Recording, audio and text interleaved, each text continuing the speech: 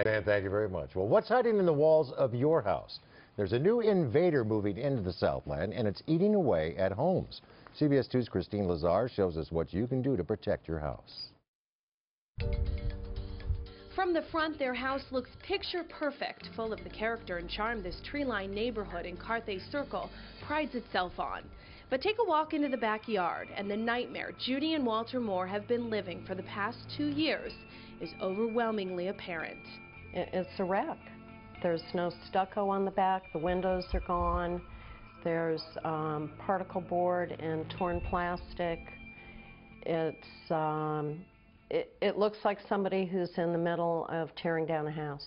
The culprit? A little-known fungus called Poria incrustata, or Poria for short. It literally grew overnight through floorboards.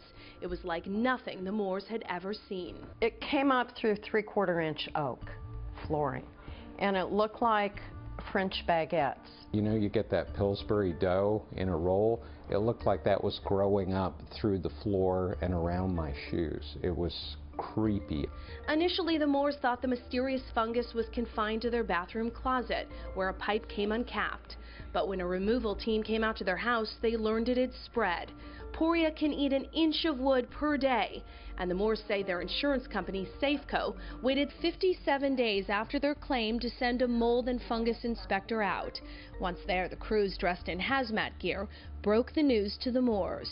They tell us we've got to stop work because this fungus has spread up in the wall supporting the roof.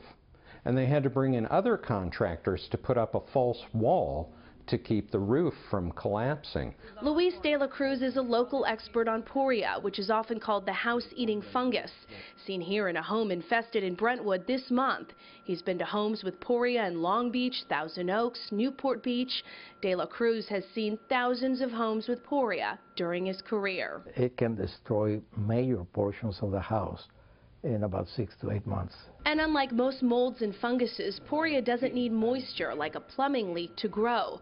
It provides its own from the moist soil and carries it through its veins. De la Cruz has seen Poria travel 150 feet through the soil up into a home. It wets the wood before it can attack it. But from there, it can continue transporting moisture up in the wall all the way up to the ceiling or to the second floor. At the Moore home, Poria invaded their master bathroom and bedroom and the hallway in between. Contractors have estimated it will cost between $350,000 and $700,000 to rebuild. Problem is, the Moores say Safeco has only agreed to pay a little more than $18,000, even though the Moores say their policy is worth hundreds of thousands. You buy the kind of all-risk homeowners insurance we have for sudden accidental events. Well, this was as sudden as it gets. This was overnight. The Moores complained to the State Department of Insurance, which sent Safeco a letter which reads in part, an investigation by the department's Claims Services Bureau has found your company to be in non-compliance with California Insurance Code Section 790.03. Despite this, a district court judge threw the Moores' lawsuit out, finding Safeco's limited payment is consistent with the terms of their insurance policy. So they filed an appeal with the Ninth Circuit Court. It's pending. We can't afford to pay the mortgage and repair the house and rent another place. Safeco refused our request for an interview and would not answer specific questions about the Moores' claim over email. They issued this statement. The court dismissed Mr. Moore's complaint and he has filed an appeal. Safeco Insurance will not be commenting further on this matter because it is in litigation. The Moores say the only reason they can afford to fight their insurance company is because Walter Moore is a practicing attorney. His best guess as to when their case could be resolved? Another 2 years. The Moores aren't the only residents in this neighborhood to deal with Poria. About a year before their case, another family just a few blocks away had their garage taken over by the fungus.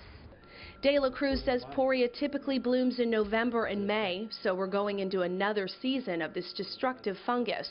To get rid of it, no chemical will treat it. No chemical will kill it. So you have to tear down walls, just like the Moores did. Only they're still wondering if they'll ever be able to rebuild them. House is our biggest investment. It's our life savings. And half of this thing is now worthless The other half is dubious, and that's why you buy insurance. Christine Lazar, CBS 2 News.